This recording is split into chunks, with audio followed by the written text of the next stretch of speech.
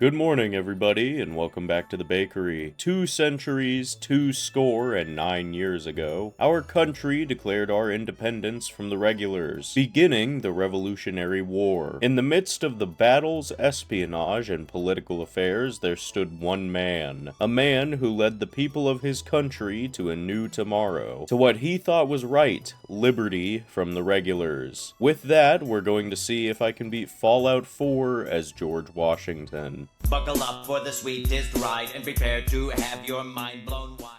I think this challenge is going to be an exceptionally fun one, not only because the concept is interesting, hopefully, and despite staring me right in my face for so long, I've never done it, but also because this is the first ever challenge where we are actually going to be using mods. Now, our assembly includes 3 mods, but one of them wasn't working, so really 2 mods. The one that isn't working is the musket rifle and blunderbuss mod, but the ones that are working are the colonial uniforms, mannequin loot, and FCOM. With that out of the way though, as we turn ourselves into general material, what exactly does it mean to play as George Washington?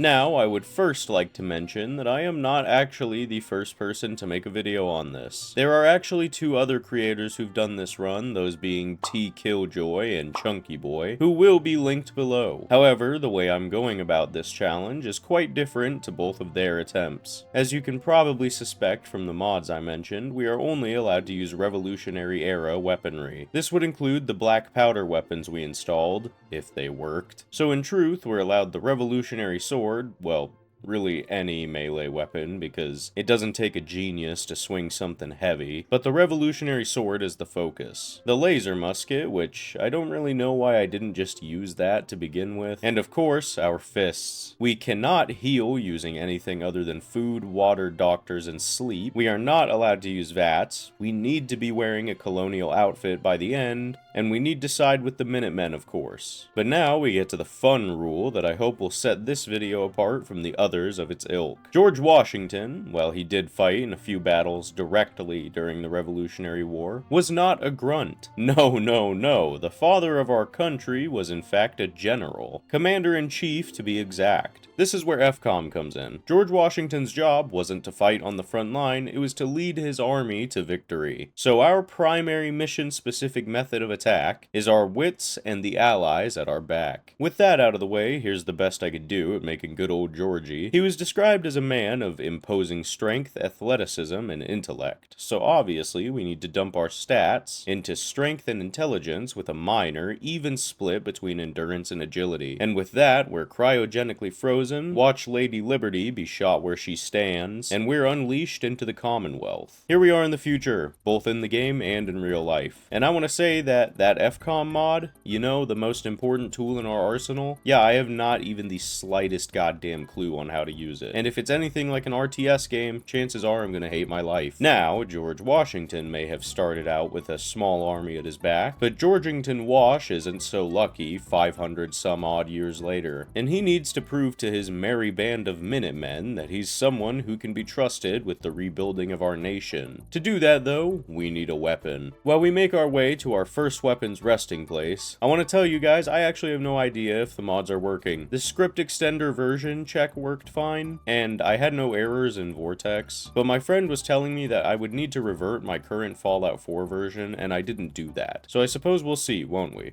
Aiden moment. What is our first weapon, you ask? And why did I sound so vague about it? Well, dear viewer, I'm glad I planted that seed of wonder in your head. There exists one weapon in the base game that really is from the Revolutionary Era. One that really makes me wonder why they didn't introduce black powder weapons to the series in this game instead of 76. This weapon, though, as it turns out, is also very easy to obtain, as, according to the Fallout Wiki, if we make our way to the Museum of Witchcraft, we can get a decent handful of caps in our pocket as we head inside and grab it. And that's why you need to research your runs before doing them. Good job, mancakes. We aren't exactly out of luck, though, as there's also one in the bottom right of the map inside a whale or something, I don't know, but here it is, a That's, Alright, you know what? Weapon mods are allowed as well as variants. Let's just head to Faneuil Hall real quick. There's apparently one in a display case here, and even if it's not there because of the leveled lists, we can at least get the guaranteed one out of the Gilded Grasshopper quest. After a little bit of stealthy espionage to make it out onto the roof, we grasp the grab hopper and read its limerick or something, I don't know. Regardless, here's Shemdrown's grave, and our first weapon. An hour and a half into recording, and we finally have our first revolutionary sword. Awesome. With our newfound force multiplier, however, we can quite easily clear the Museum of Freedom. Nobody can stand against us, making for an easy acquisition of our outfit.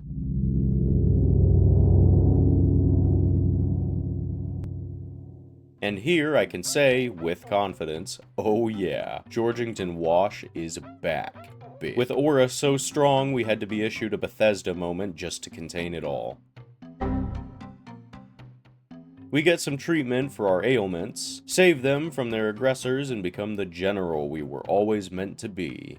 Soon. First, we need to turn Sanctuary into a more hospitable environment, and help out a nearby settlement. I also want to say this is the point where I found out that FCOM was working because we had the squadron menu. Our outfits were obviously working, but our black powder weaponry, unfortunately, didn't get the memo. Weapon rules also only apply to us, not our soldiers. That'd be a big pain in the ass. Before I'm done for the day, let's go meet with the recruits of our first...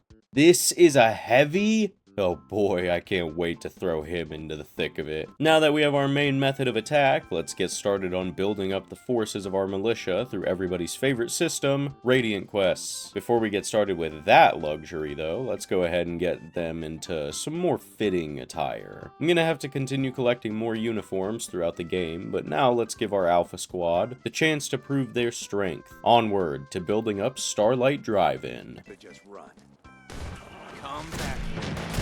Hooray! Recruitment beacon active and okay. Now we get to do our second Radiant quest. These residents at Oberlin Station are having issues with some nearby raiders, and by golly, my band of merry men and I will make sure they have nothing to fear any longer. Here we are, and man, I love our little militia so much. It's like having 10 followers to shred everything for us. It's awesome. We've cleared the apparel store of hostiles, however, and these great American citizens need no longer to live in fear. As I, Georgington Wash, and my Minutemen are here. Seeing as we've already found so much success in our reunification campaign, my second-in-command Preston and I both agree it's time to retake the castle, our central fort. We do, however, need to replenish our forces. 5 good men have died on our journey, and while their sacrifices will not be forgotten, we need as many hands as we can get. Good men, mighty men. This fort, our headquarters, has been allowed to fall into the hands of the enemy. He was just a rookie trooper, and he surely shook with fright. He checked off his equipment and made sure his pack was tight. He had to sit and listen to those awful engines roar. You ain't gonna jump no more. We may have lost many good men today, but their deaths were not in vain, as we've retaken our position on the battlefield. Let this day serve as proof of the might and resolve of the Commonwealth's Minutemen for years to come. At ease. God, those crabs really messed up all the radio workings, didn't they? Speaking of crabs, did you know it's actually a common misconception that all crabs can only walk sideways? You might think, oh, it must be most crabs then, but even that's not correct. Almost every species of crab can walk forward. It's just that they move much faster by walking sideways. Next, I don't know if this is a well-known fact, hermit crabs aren't actually crabs. What? They only have 3 pairs of walking legs instead of 4, and they keep their tail fanned out instead of underneath them. So they're more akin to lobsters, but generally speaking, they're just another crustacean. Finally, and this one is pretty well known, crabs are incredibly proficient in their ability to adapt to their environment. There are species of crab that live literally all over different terrains throughout the world, with some having grown fur-like structures to assist in sensory applications, others growing humongous limbs and pincers, and a few more even shrinking as small as 5 millimeters, all to better adapt to and fit in with their environment. While generally speaking, crabs may not be under threat of extinction, plenty of other animals are. So if you're feeling generous, please visit the World Wildlife Fund and donate to animal preservation efforts today. Anyway, now that all the animal cookies have been eaten and the castle powered back up, I think it's time for us to move forward in the actual story. So after helping out a couple more settlements, it's a good thing we've already explored some of Boston, because esoteric knowledge of the area is telling me a certain Robo-Man needs help in the depths of Park Street Station, now overrun by these rapscallions.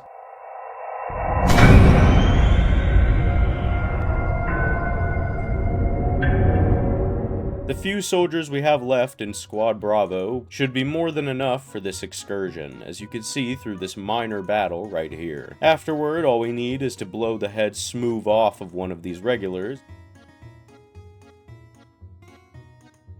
and we've now escaped the clutches of criminality with our men, and a new friend of mysterious machinations. Onward, to look for the man who stole On Jadams from the arms of our beautiful Lady Liberty. Tomorrow, though, even Georgington Wash needs his beauty sleep. How long has it been? 2 months?! Well, I've awoken from my slumber now, so we may as well get this show back on the road. Where we left off, Georgington has just befriended one of Frankham Benjalin's machinations. One who's quite skilled at parsing the clues of mysterious happenings. Who better to help us find our beloved On Jadams? After searching the home of our enemy of liberty, we find his scent. Come, Sir Meat, find our beloved baby Jadams. This is where he is, Let's just go ahead and call in some reinforcements, shall we? Time to lay siege to this fort. For some reason, this synth leader really gave us some trouble. But seeing as all of Bravo Squad is deceased, I think it's time to call in Alpha Squad. Before we faced Kellogg, we did level up and got one step closer to the ghoulish perk, which you better believe I've been working towards. Alpha Squad and I have arrived to Kellogg nearly unscathed. You know what that means? Full frontal assault.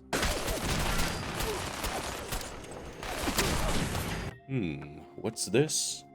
Some kind of internal machination. Good job, men. You're dismissed. Good God. Seeing as we need to meet with the doctor anyway, we may as well meet with our tin friend and see if he has any insight as to what this could be. I'm Golden Freddy.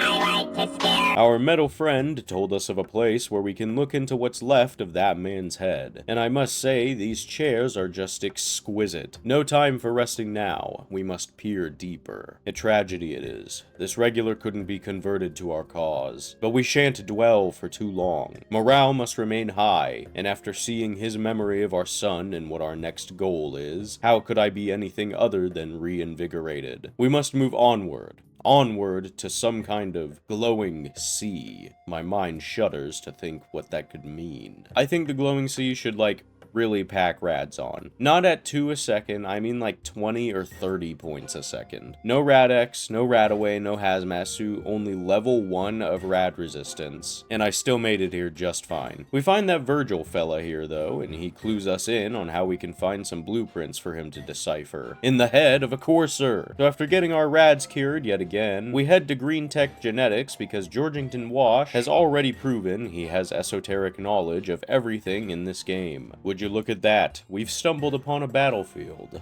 Let's call in Alpha Squad while we can. On to the courser, fellows.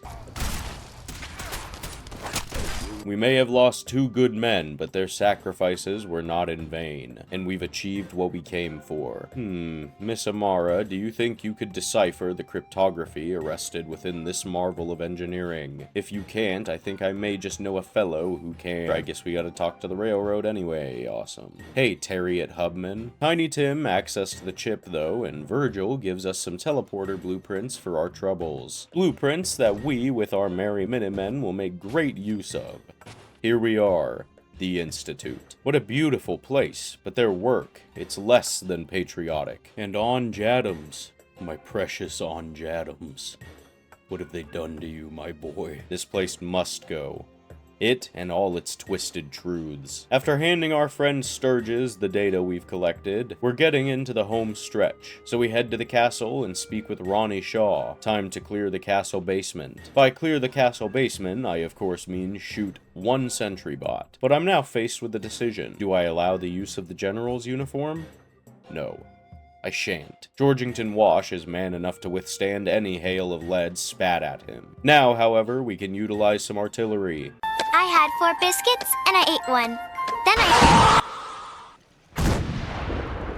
The one and only time I will use artillery. We're kind of just on the final mission now. It's easy to continue forward as, at this point, as much as it might pain me, on Jadams must die. Oh no, bro! Oh no, bro! Oh no, bro! Oh no, bro! With this act, however, the castle is attacked, and after a long, arduous uphill defense, it's time. With our Alpha Squad, it's time we lay siege on the Institute. I did get really confused here, and I thought the game bugged out, but then I put my thinking cap on, as you can see. After that, we relay everybody in and begin the bot slaughter. Despite the lockdown, we override it and place an explosive charge on the reactor. With that, we get zapped out, and the game crash.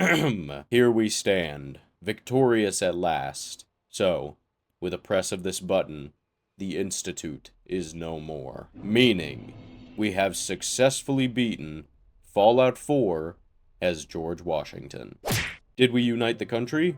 No idea. Use your imagination. But I know we did eliminate a decently sized threat with the help of our very merry Minutemen. If you guys enjoyed this video, please consider subscribing. I'm trying to make it to 10,000 by the end of the year, and we only have 1,500 to go. Make sure you visit the World Wildlife Fund as well if you're feeling generous and want to donate to animal preservation efforts. Otherwise, that's all I have for you today. So, as always, have a fantastic day.